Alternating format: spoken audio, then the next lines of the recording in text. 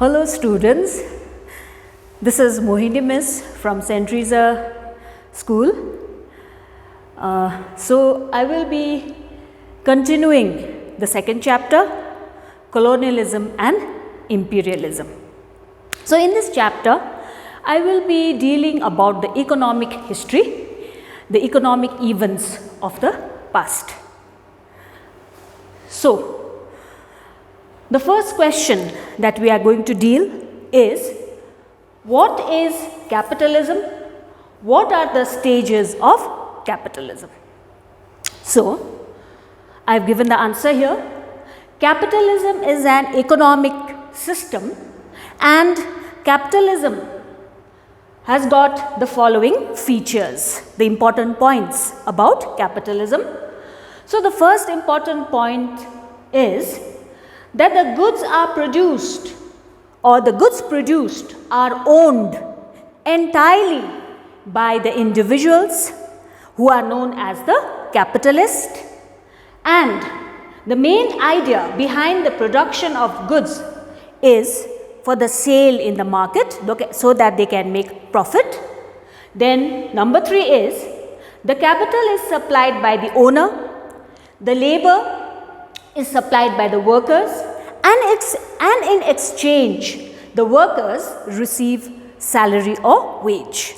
And number 4 is the wealth is not consumed, it is not used, nor it is saved, nor it is kept for further use or for display, but it is invested for making profit. And the last point about capitalism is, with the increase of demand of market, there appears the scope for maximizing profit. So, the sole aim of capitalism is to increase the profit. Okay, and this capitalism is opposite of socialism. In capitalism, importance is given to the capitalist, to the individual, few individuals, whereas in socialism, importance is given to the community. The production is owned by the whole community, by the whole society. So that is about capitalism. Now we will discuss what are the stages of capitalism. So, R.P. Datta, following Karl Marx's historical analysis, he says that there are 3 stages of capitalism. 3 stages of capitalism. The first stage is the primary or mercantile capital, where the source is got from trade, from political exploitation, from plunder. Okay, that source from the source is known as the source from where the money is collected. That is known as primary or the mercantile capitalism. Then after that, that primary capitalism or the primary capital is, or the mercantile capital is transformed into industrial capital. And here there are establishment of industries, and lot of productions is made, production of goods, and that is sold in the market, and from there they derive profit. So the next is industrial capital. So primary capital or mercantile capital is transformed into industrial capital with the production of goods, and then that industrial capital is later on again changed into finance capital, where lot of big industries are established by the capitalist. So these are the 3 stages of capitalism. Now we will deal about the first stage, that is mercantile capitalism.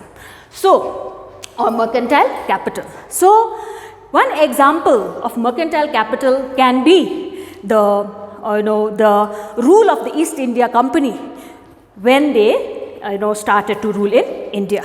And the first is that this East India Company, they came as traders, and then they started to trade in India. So at that time they had been given permission by Queen Elizabeth I, and then they started to trade, And at that time, the Indian rulers also allowed them to trade, because the Indian rulers thought that if the East India Company are allowed to trade, then it will benefit the people of India as well as the government. That is why the rulers also encouraged trade. They allowed the East India Company to trade. And then after that, what did the British do? They used diplomatic skill. They used the skillful action. Skillfully, they they applied this force, and then they established political hold in India, and they became powerful in India. Then after that, in the middle of the 18th century, what happened is that they fought the Battle of Plassey and also the Battle of Buxar. Then after the Battle of Buxar, they were able to control the treasury of Bengal, and they were able to collect the taxes from the peasants, even from the producers. They collected a lot of money, and this led to direct plunder and profit of trade. So this way, they were able to collect or accumulate the primary capital or the mercantile capital. Now, what did they do is that there was a drain of wealth from India. So now what they did is that they had collected huge amount of money, the British East India Company. So they wanted to send this money to England. So what did they do is that with the Indian money,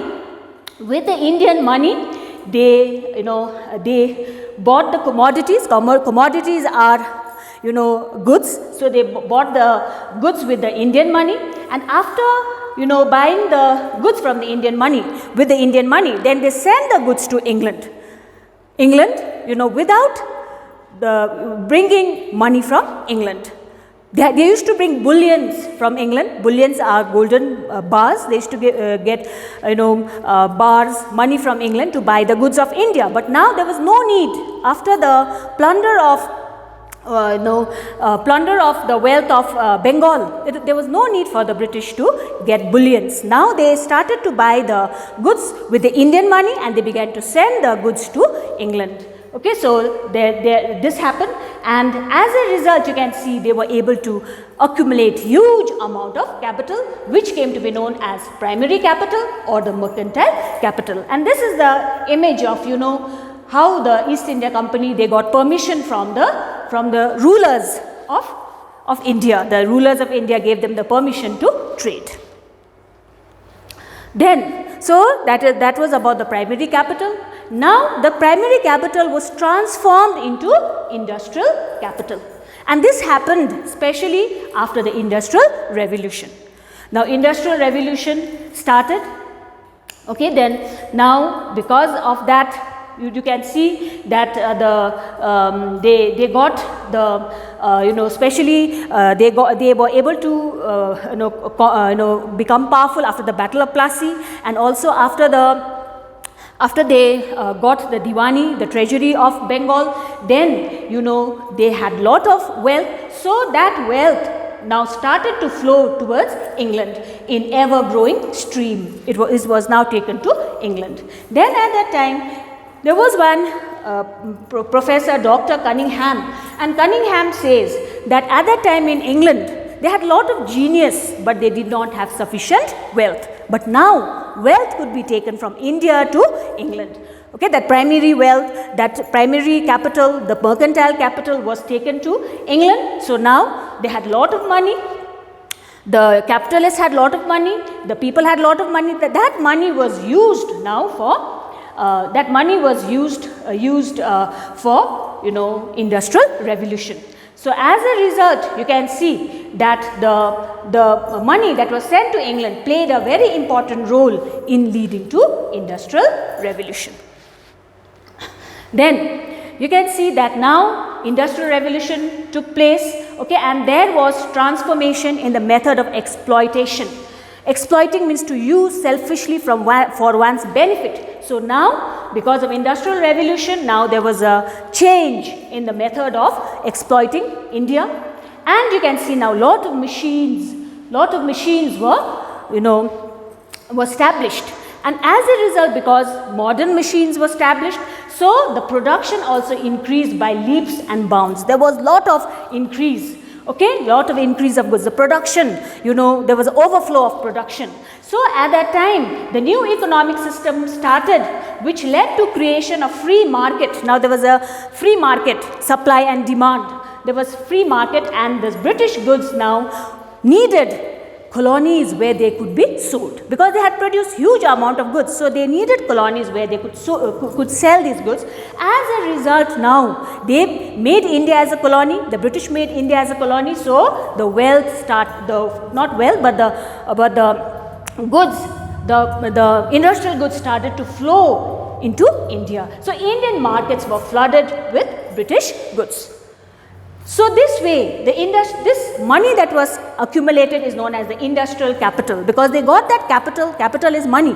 They got that money from industries. So that is why now the industrial capital, it opened a new form of exploitation, because now what they could do, because of this, now they could sell the ready-made goods to India and to other Asian and African countries, and they could get the raw materials from those countries. So this is how, industrial capital started. So this is the second stage of capitalism. Now, the last stage of capitalism is finance capital.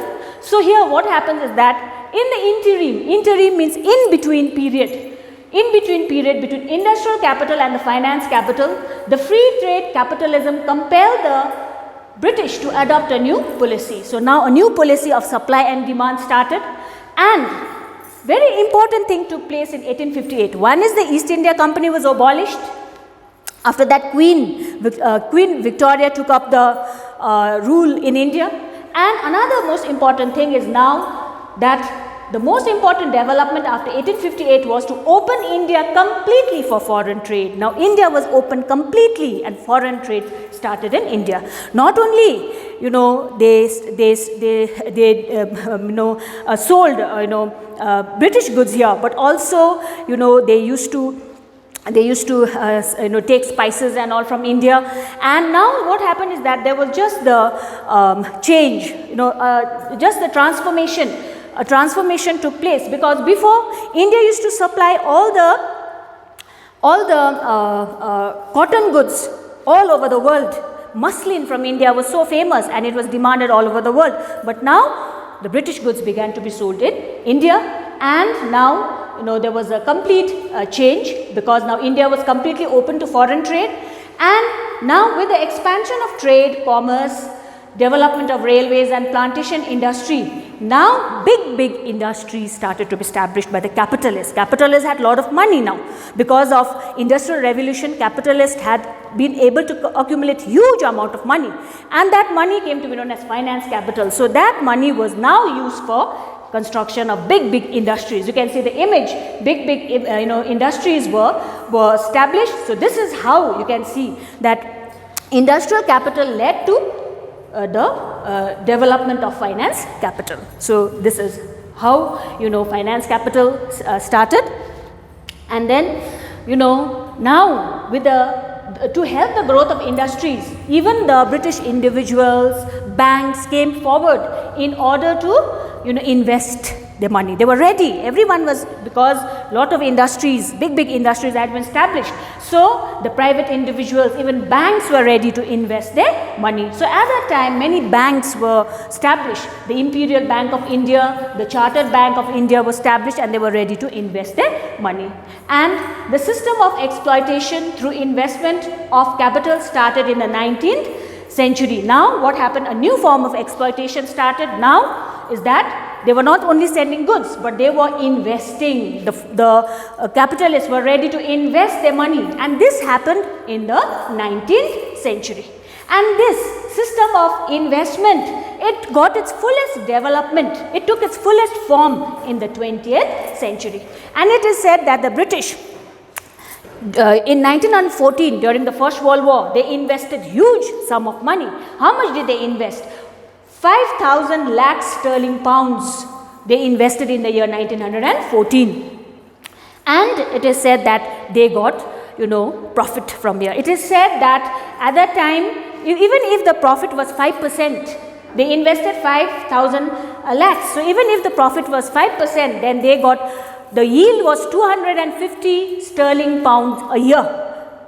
So that was the, investment that they made, and they got profit also. And so you can say that the finance capital exploitation in India was the most important feature of the 20th century. So this is about the three stages of capitalism: the mercantile capital, or the primary capital, then the next is the industrial capital, and next is the finance capital. So now the next question. So another important question is about racism. What is racism? How was it practiced, and give its impact? So first we will deal about racism. So what is racism actually? Racism is a discrimination against people based on based on the idea that one's race is superior than the other. People, they consider their race to be superior, to be much better than the others. So that, that superiority of race, superiority that you are better than the other race, that feeling is known as racism. So I have written here, racism is a belief that groups of humans possess different behavior according to the physical appearance.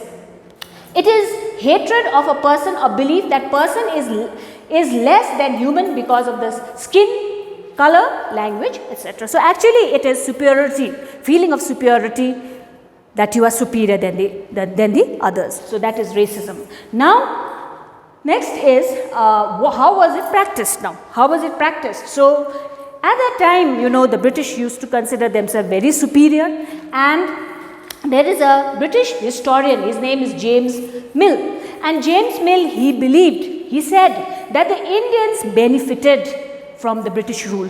So there was no question of granting independence to the Indians. They didn't want to give independence to the Indians.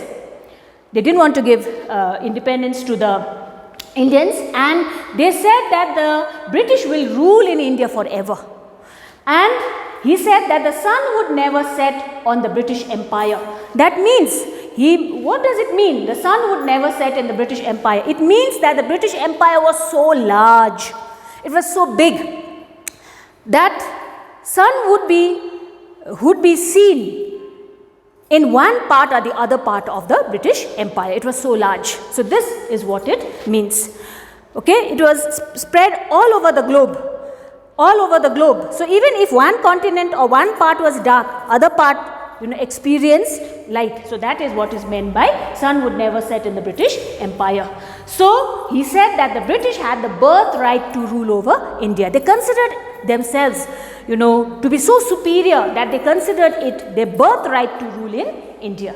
And this James Mill, he also wrote a book, History of British India, and in that he criticized the achievements of India's past. And at that time, there was another Britisher, his name was Lord Macaulay, and Lord Macaulay, who introduced Western education, he said that there was a need to introduce Western education, because he said that all the wisdom of the East and Arabia could be contained in the single bookshelf of European library. That means he means to say that the British education was so rich. That the whole native literature of India and Arabia were contained in the single bookshelf of the European library. So this was what they said. So this was how it was practiced. So that is one point. Second point is that the English believed that the whites had the duty of civilizing the backward people. There you can see here, that is what is known as the white man's burden. It is known as a white man's burden. So they considered themselves to be the guardians, the moral guardians bearing the white man's burden. That means they had the task of civilizing and educating the backward people of India and Asia. They considered themselves to be superior, and they had the civilizing task of educating and and civilizing the people. And at that time, you know, there were some Europeans. Okay, those Europeans were, like for instance, one person's name is given here, Lord Milner. He went to work in Cape of Good Hope. Then another was Carl Peters. Carl Peters went to work in Africa in order to you know, make the people aware about the civilization, to give education to the people, to make them civilized. So that sort of work was undertaken by some of the European people. That sort of work was undertaken by them. So that is why it became easy for the colonists to occupy and consolidate over Africa. Without the effort, it would have been quite impossible. So that is second point. And third point is, you can see that there was one British biologist. His name was Charles Darwin. This is the image of Charles Darwin. So Charles Darwin, he wrote a book, Origin of the Species. And in that Origin of the Species, he says that the nature is unkind and difficult. So all the species face these difficulties, and only those who can survive in the race of life, they will remain, others will die. So this theory which he started came to be known as the survival of the fittest. That means that if you are fit, then only you will survive. If you are not fit, you will be extinct, you will die. So that is what is known as the survival of the fittest. So that theory was actually started by Charles Darwin, but it was also advocated by Herbert Spencer. Herbert Spencer was also the person who advocated this theory of Charles Darwinism, or the origin of species. So this is the third point. Then the fourth point is that the European believed that the civilization of the whites cannot be compared with the civilization of the blacks. It cannot be compared. They are so superior that it cannot be compared, and they believe that the backward people could never be equal. Backward people of Asia and Africa could never be equal with the British. And Jules Ferry was the person who said that since the British and the Europeans enjoyed this kind of right, that they have the civilizing task of civilizing the backward people. So, he said that they also not only had the duty, they not only had the right, but they also had the duty. Duty was to civilize the backward people of Asia and Africa. So, I said Charles Darwin, you saw the picture. Now, this is Herbert Spencer, who also supported the same theory of Charles Darwinism. So, that is the fourth point. Then the fifth point is that there was lot of social difference. Discrimination means difference. There was lot of social discrimination between the Indians, between the people of Asia and Africa and the European. And the British enjoyed lots of privileges even in the colonies, and those rights were denied to the local people. The local people did not enjoy any rights, whereas the British enjoyed the rights in the colonies, in the places where they were ruling. And these British enjoyed very profitable jobs. All the profitable jobs, all the high posts were given to them. They enjoyed all the good opportunities were enjoyed by them. And the local people paid the revenue. They also gave the labor. They worked in the country. They paid the tax. But in spite of paying the tax and working so hard, they were looked down upon. They were looked down upon. They were not treated well. So these are the 5 points. Then at that time, the British wanted to spread the civilization, the British civilization or the Western civilization in India and in the countries of Asia and Africa. And at that time, Macaulay also said, about the Indians. He said that the Indians were disorderly, they were unclean and foolish. So they had a very low opinion about the Indians. And even Cornwallis said that the Indians were corrupt and they accepted bribes.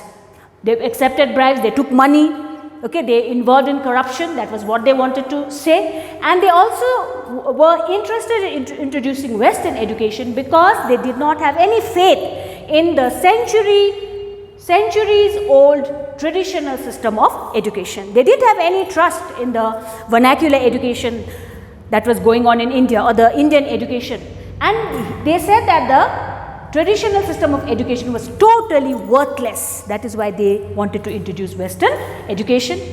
Then the next point is that in the early part of the 20th century, different countries of Europe now started to follow aggressive nationalism. Aggressive nationalism where you give, is where you give importance only to your own country, only to your own culture, communal feeling you have, only you love your own country. That is known as aggressive nationalism. So aggressive nationalism started in the 20th century, and the rulers of the different states, they consider themselves superior. Supreme means powerful. They consider themselves powerful, and they believed, the European countries believed, that they had the right to exploit, to dominate, control over the backward areas of Asia and Africa.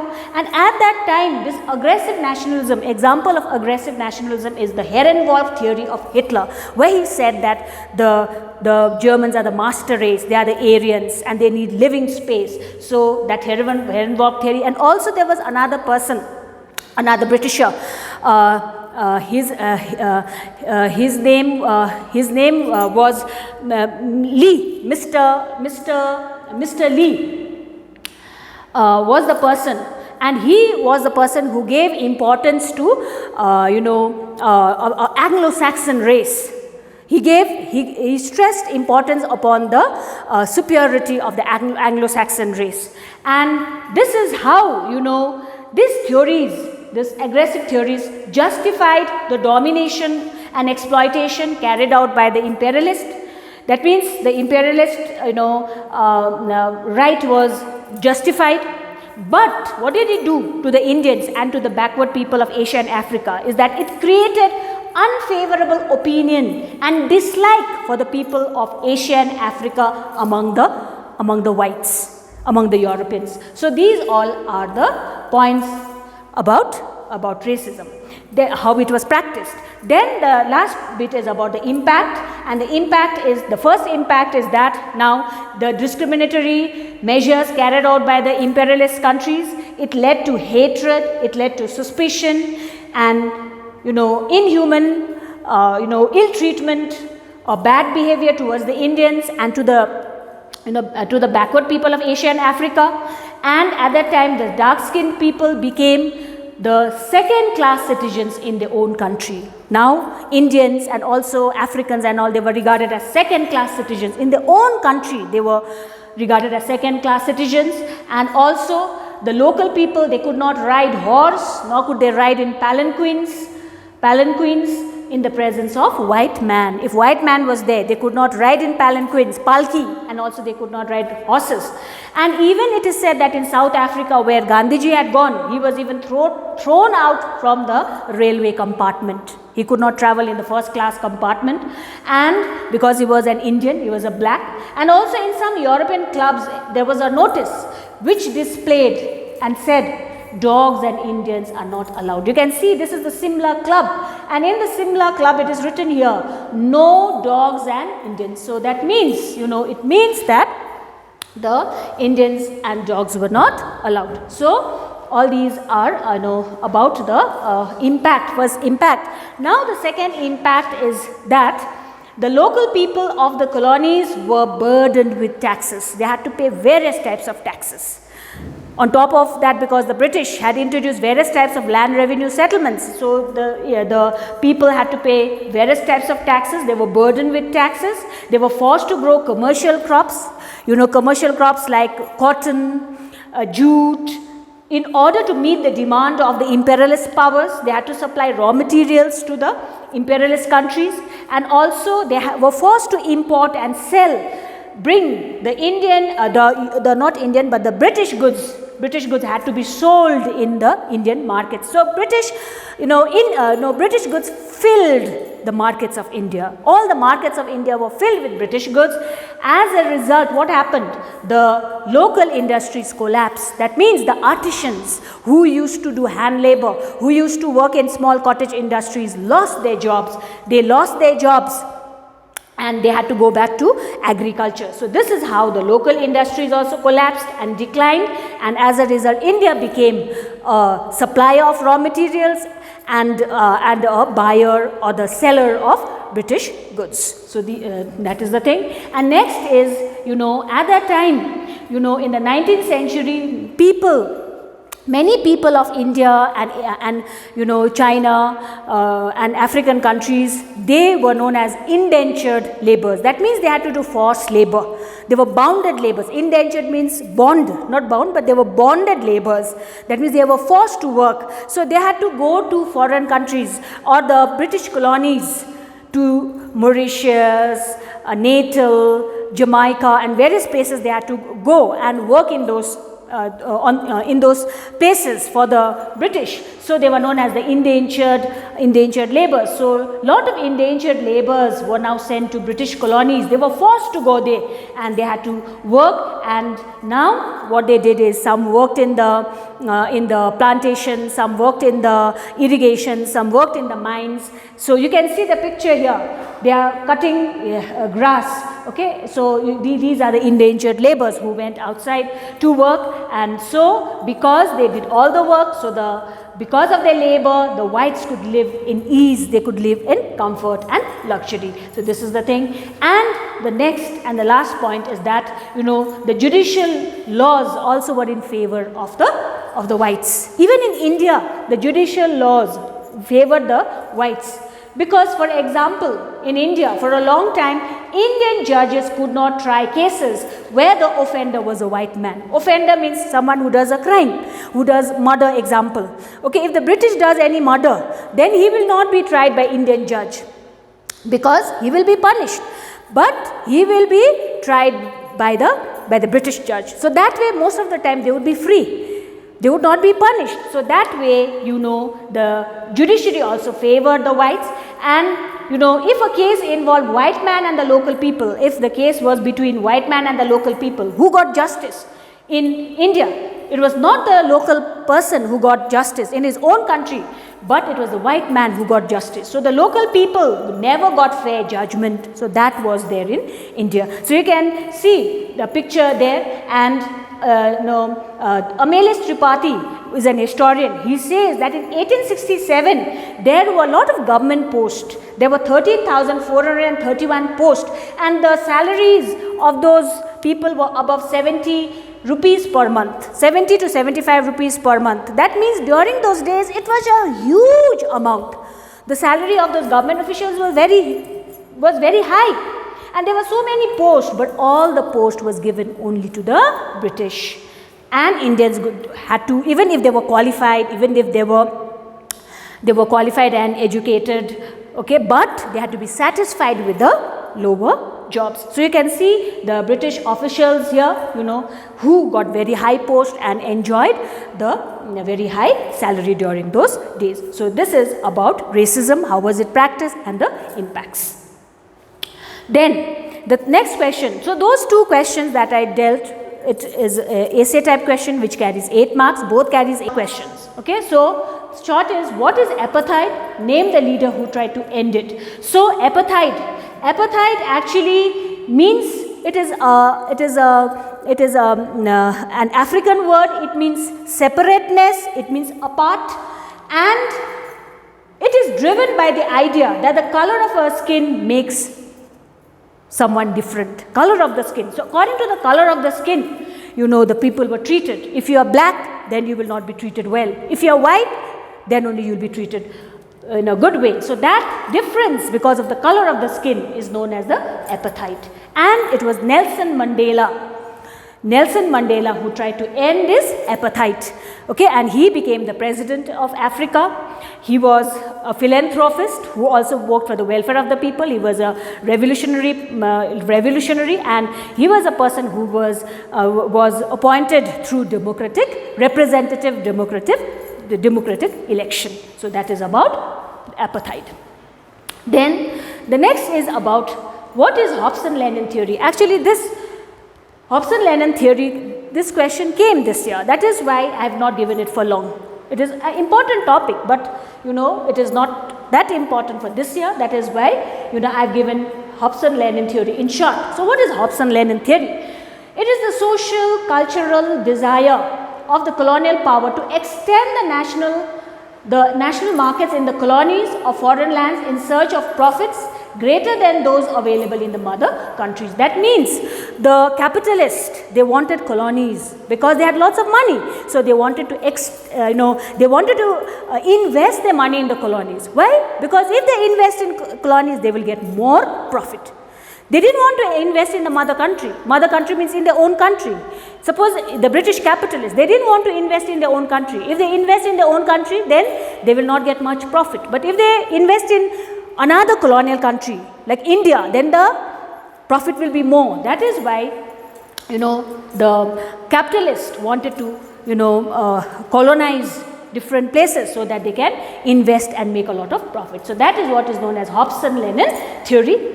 Then the next question is about what does the term New World mean? So New World is North and South America were known as the New World as they remained unconquered for a long time. So which is New World? You can see the image here. North Africa and North America and South America. North and South America, these two countries were known as the New World. Why? New, because they were conquered after a very long time. They were the last to be conquered. They were last to be discovered. That is why they are known as the New World. So that is about the New World. Then these are the two last questions. So next is who wrote the Wealth of the Nations? So Wealth of the Nations was written by Adam Smith. This is the famous book on economics, The Wealth of the Nation. And the next is what were the 13 colonies? So the 13 states of America were known as the 13 colonies because see, total there are 13 colonies. New Hampshire, Massachusetts, Connecticut, New Jersey, South Carolina, Pennsylvania, New York. So altogether there are 13 colonies. That is why it is known as the 13 colonies. So with this, I have finished the important questions from the second chapter. And so what I want to say is that you also have to read the textbook. You should not only be dependent on this, but textbook is also mandatory and you have to go through. And so these are the questions. So with this I have finished the second chapter. Thank you so much, children.